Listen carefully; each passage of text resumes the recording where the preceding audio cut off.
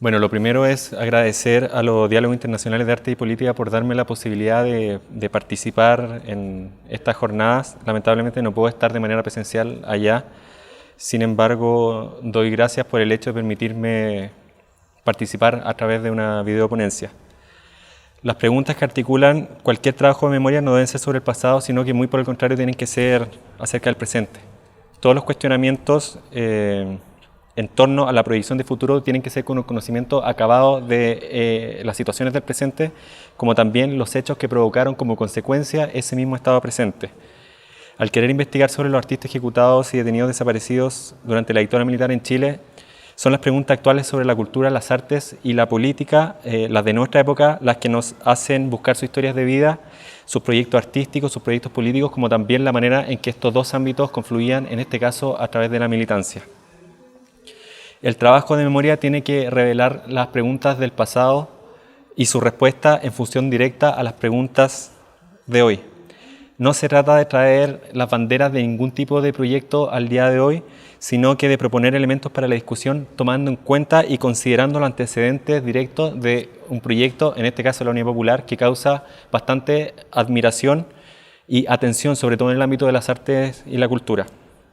Para esta ponencia, basada en la investigación que hicimos junto a la socióloga Lisette Soto y que decantó en el libro Arte Invisible, editado por Ventana Abierta Editores, nos centramos en la vida de jóvenes artistas a los que hacemos dialogar desde su particularidad con la universalidad de su época. De cierta manera, ese fue un perfil que adoptó la investigación, porque nos parecía de que no se podía dar cuenta de la totalidad de su vida solamente considerándolos como historias particulares o biografías aisladas, sino que a través de la militancia ellos tenían tanto elemento en común que bien podíamos hacer un relato unificado que pudiese dar cuenta del contexto en el que se desarrollaron, de su historia, de lo social, etc. Entonces, de cierta manera, también me baso un poco en eso para hacer esta ponencia. Lo primero, entonces, ya para ir entrando en materia, es hacer algunas precisiones en torno al arte político, el cual puede adoptar varias formas dependiendo de un sinnúmero de elementos. Por ejemplo, se puede, a través de un reduccionismo, considerar de que todo el arte es político en tanto se crea en ciertas condiciones culturales, históricas y sociales. Bien podemos decir de que no todo el arte hace política y hay que hacer hincapié en esa diferencia. El arte puede hacer política a través del contenido que tiene, puede hacer política de acuerdo a la forma en que se crea, como también la forma en que se expone y la forma en que se constituye como arte, a través del acto social. En este caso, para esta ponencia, nos referiremos al arte del artista en cuanto militante, particularmente militante de una orgánica partidista aquí en Chile en los años 60, 70 y 80. Bueno, entrando en materia, Hugo Riveros, artista visual proveniente de la ciudad de Viña del Mar, región de Valparaíso, militante del movimiento de izquierda revolucionaria MIR, fue considerado desde niño como un prodigio de las artes visuales. Nació en 1953 y ya a comienzo de la década de los 60 había ganado un sinnúmero de premios y reconocimientos a nivel municipal. Ingresó de pequeño a la Academia de Bellas Artes de Viña del Mar, donde comenzó una carrera que lo llevó a exponer tanto en Chile como en el extranjero. Radicado en Santiago el año 77 y a los 24 años de edad, él viaja a Europa a exponer su obra para así recaudar fondos para el trabajo social que estaba llevando a cabo en su población en la ciudad de Santiago, sobre todo con víctimas de tortura y familiares de ejecutados y detenidos desaparecidos por la dictadura cívico-militar de Augusto Pinochet, que en ese momento, en el año 77, ya llevaba 4 años instalada en el poder. Influenciado por el arte de la primera mitad del siglo XX, Riveros se fijó tanto en los artistas como en los discursos del surrealismo. A partir de allí pensó y logró resumir su carrera bajo el estilo del surrealismo comprometido, como le llamó, y también consideró al eje central de su obra como imágenes del submundo, donde representa el escenario dictatorial desde el punto de vista de una mentalidad y una psicología social determinada por el miedo a la persecución, a la tortura, a la muerte y a la desaparición. Respecto a su obra, Hugo Riveros explica, abre comillas, los caminos son largos, son oscuros, son profundos, son angustias. Es la vida del latinoamericano sobreviviendo en el submundo. Su esclavitud lo lleva a desesperarse, quiere liberarse de las cadenas que lo arrastran a los sufrimientos del aplastamiento. La búsqueda sangrienta en vías de liberación integral traspasa los muros de la dureza humana. El ser humano en la obra de Riveros está bajo tierra, su cuerpo es intervenido por miembros metálicos, está fragmentado, para Miriam Silva, su esposa, es en su particular uso del color, donde de cierta manera se fragua el hombre nuevo, que contrasta con el hombre enajenado y fragmentado de la industrialización, aquel hombre desesperado que Hugo Rivero muy bien puede representar en su obra. El hombre nuevo, como ideal del sujeto revolucionario, marcó profundamente a los integrantes del MIR, quienes vieron en la imagen de Ernesto Che Guevara un ejemplo político a seguir. Luis Enrique Elgueta, joven cantante desaparecido a los 23 años en el marco de la Operación Cóndor, cantó en el grupo Quilmay con su voz de barítono. El hombre nuevo vendrá mañana, su lanza al viento, su risa clara. El hombre nuevo, Cristo Guevara, amor y lucha, mejilla y bala. También fue ejemplo de la figura del hombre nuevo para el joven actor y director teatral Darío Chávez, quien desapareció el año 1974 a los 22 años en el marco de la Operación Colombo. Según los que nos cuenta Mónica Pilquil, su esposa, Darío decía, abre comillas, como yo quiero ser un hombre nuevo, como decía Che Guevara, yo quiero ser el nuevo embajador, quiero ser embajador del nuevo gobierno que viene, cierre comillas. Todo esto en referencia a lo que ellos creían sería la pronta caída de la dictadura cívico-militar recién acontecido el golpe en 1973. La figura del hombre nuevo ponía énfasis en el pensamiento, en la ideología y por lo tanto en la subjetividad del sujeto revolucionario, lo cual implicaba el cambio cultural necesario para el sostenimiento de cualquier proceso socialista. El arte, como manifestación estética de la cultura, tenía mucho que aportar en el cambio cultural, y esto bien lo sabían quienes llevaron adelante el proyecto de la Unidad Popular.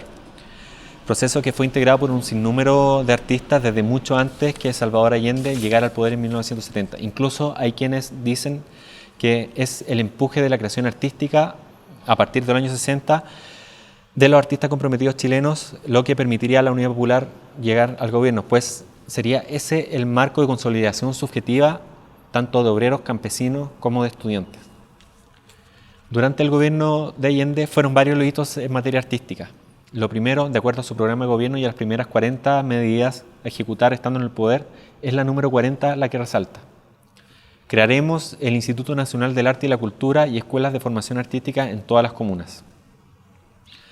Dentro de la izquierda, una discusión acaparó el mundo artístico universitario. El Partido Comunista, que era uno de los principales partidos de la Unidad Popular, sostenía que las facultades artísticas universitarias tenían que abrirse solo a los grandes talentos que emergieran de las escuelas de formación artística comunales. En cambio, el MIR, que no estaba directamente en el gobierno, pero que de cierta manera tenía una relación cordial y de respeto, sobre todo con Salvador Allende, sostenía que las facultades artísticas tenían que estar abiertas para toda la comunidad. Para el Partido Comunista, el discurso del MIR era populista. Para el MIR, eso era justicia.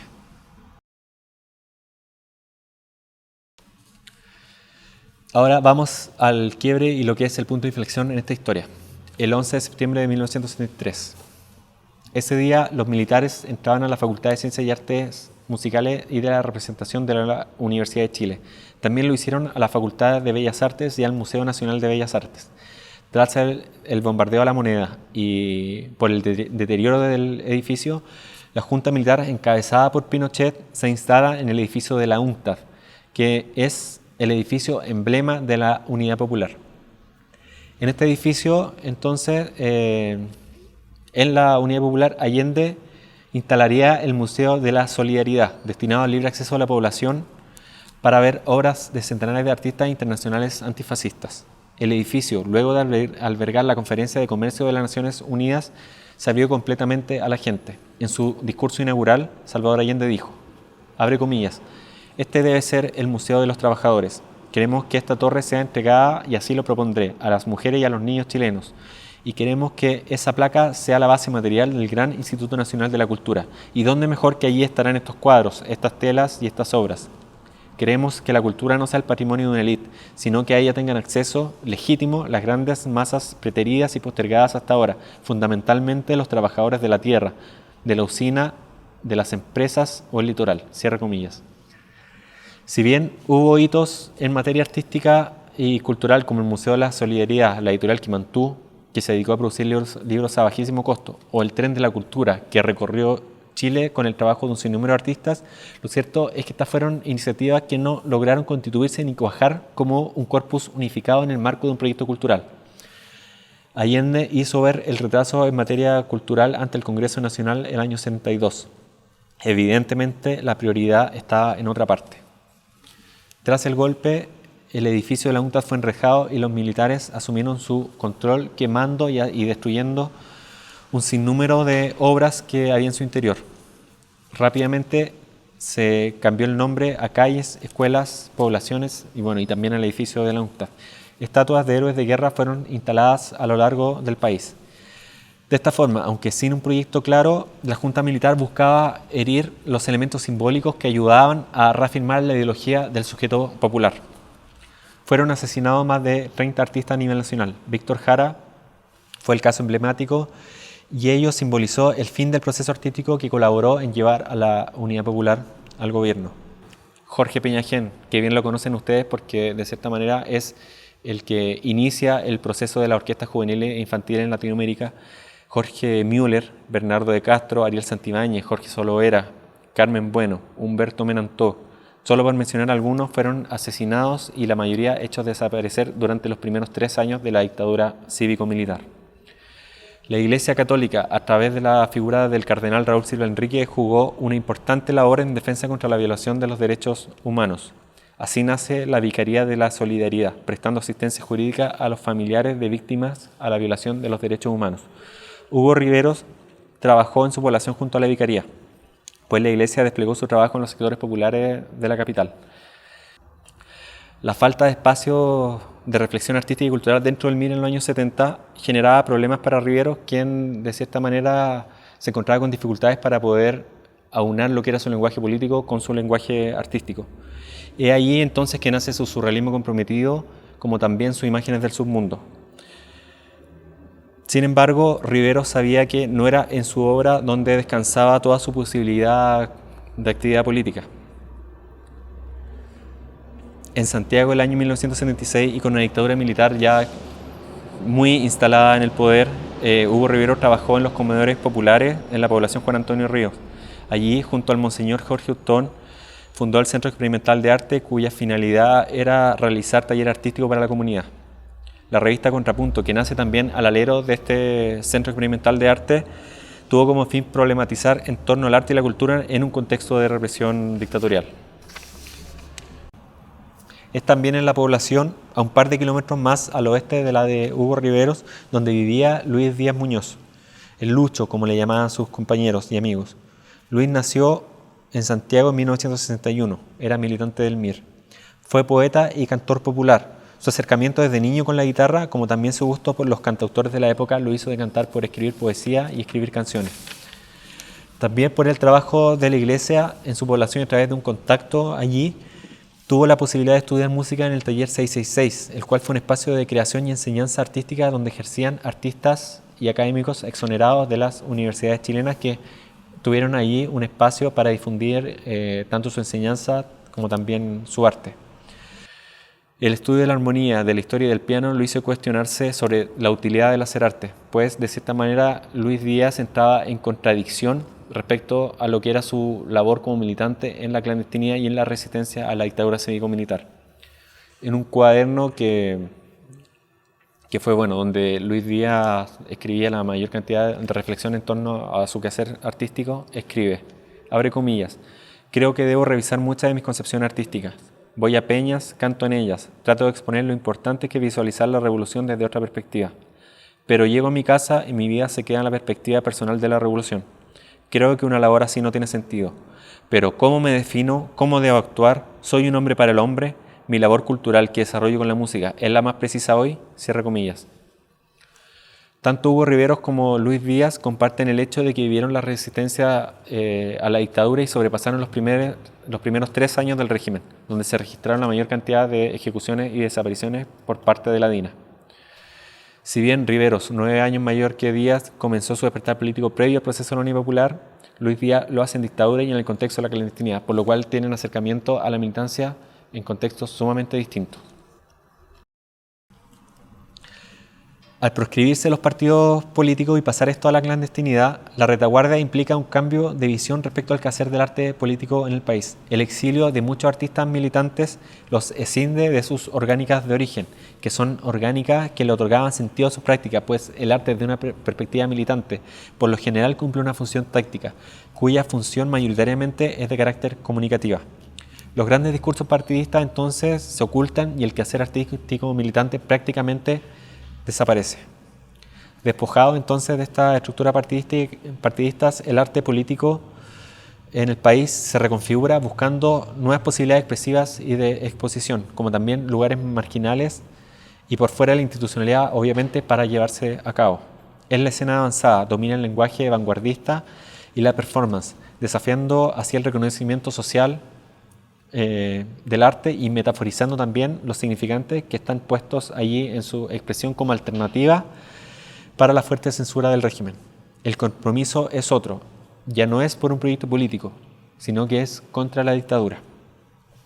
Si bien Luis Díaz no participó de los movimientos de avanzada de cierta manera estuvo lejos de ellos por su militancia en clandestinidad, su reflexión en torno a las posibilidades comunicativas de la música lo llevó a escribir. Abre comillas, mi canción debe ser propaganda, no panfleto, solo propaganda didáctica y liberadora en lo que dice. Cierro comillas. De este modo, aunque sin profundizar, él diferencia lo que es un arte militante panfletario de un arte militante propagandista. No lo profundiza, pero de cierta manera atipa de que puede ser por las posibilidades de desarrollo estético que tiene una y otra. Hugo Rivero fue secuestrado en noviembre de 1980 desde su casa por ocultar a militantes del MIR allí. La Central Nacional de Informaciones, CNI, entidad represiva que fue la que sucedió a la DINA, lo tuvo en el cuartel Borgoño. Tras la presión de los familiares fue trasladado a la penitenciaría de Santiago. En la cárcel siguió dibujando y pintando y sus trabajos eran sacados a través de paquetes sellados al exterior. Fuertemente torturado, Hugo Riveros pierde dos dientes y queda con marcas visibles en el cuerpo. Sin embargo, para soportar lo que significa psicológicamente la tortura, reafirma su creencia en el cristianismo. Es dejado en libertad y junto a la Vicaría de la Solidaridad elaboran un documento funcional para quienes tengan que enfrentar posteriormente la instancia de la tortura. Se dice que Riveros, estando en el cuartel Borgoño, se le afloja una de las vendas que cubría su ojo, pudiendo ver las características arquitectónicas del edificio como también el rostro de sus aprehensores. Una vez salido del cuartel Borgoño y estando en la penitenciaría de Santiago, dibuja todo lo que ve, con suma precisión, tanto el edificio como también la cara de sus aprehensores. Se dice que en Gendarmería habría interceptado uno de estos paquetes en el momento en que él los quiere sacar al exterior. Estando en libertad y pese a que se le había dictado una orden de relegación por 541 días en la isla de Chiloé, fue nuevamente secuestrado por la CNI, esta vez en julio de 1981. Ese día entonces Hugo Riveros fue encontrado a las pocas horas de su secuestro sin vida a las afueras de Santiago, en el cajón del Maipo, que es el sector cordillerano de la capital. Tenía tan solo 28 años. El año 1983, Luis Díaz fue detenido por primera vez por participar en una feria organizada por la Corporación de la Defensa de los Derechos del Pueblo, CODEPU, y que tenía como fin el difundir información sobre la situación represiva del país. Era el año de la pública rearticulación de la oposición y también de las llamadas jornadas de protesta nacional. Un año después, el 29 de diciembre de 1984, siendo integrante de la Milicia de Resistencia Popular del MIR, realiza junto a otros militantes una recuperación a una bencinera de la capital. Durante el repliegue, Carabineros de Chile lo intercepta, lo capturan. Abre comillas, su sangre sería vengada, que el pueblo no se detendría, que si eran tan cobardes lo mataran, cierra comillas. Es lo que gritó, según testigos que presenciaron su captura. Carabineros de Chile lo pudo haber dejado vivo, pudo haberlo detenido y pudo haberlo llevado preso. Sin embargo, a quemarropa lo asesinan con un disparo en la cabeza en la calle Janequeo, a 2 días de cumplir 23 años.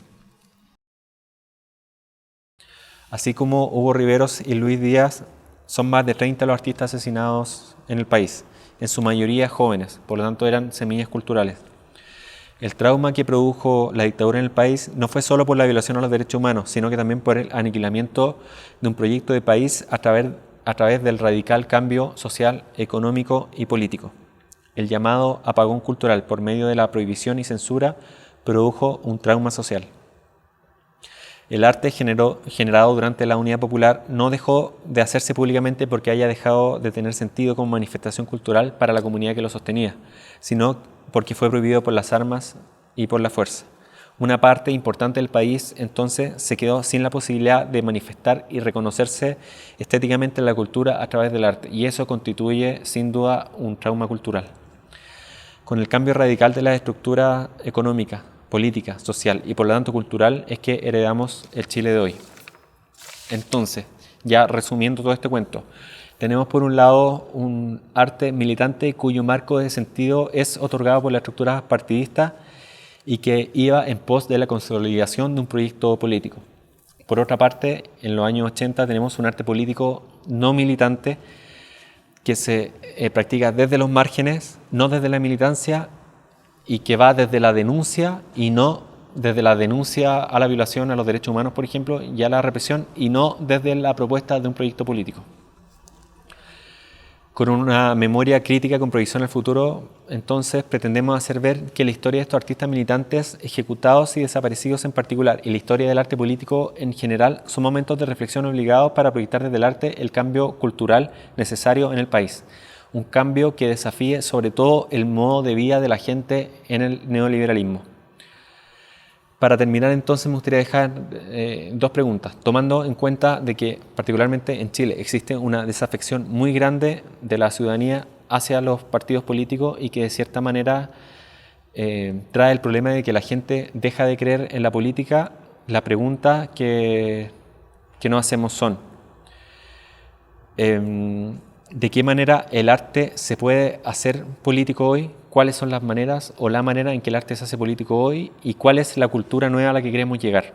Me parece que estas dos preguntas son un momento de reflexión necesario como aporte al cambio urgente de la vida de nuestra sociedad, y me parece que es el gran aporte que pueden hacer tanto artistas como teóricos y pensadores del arte al respecto.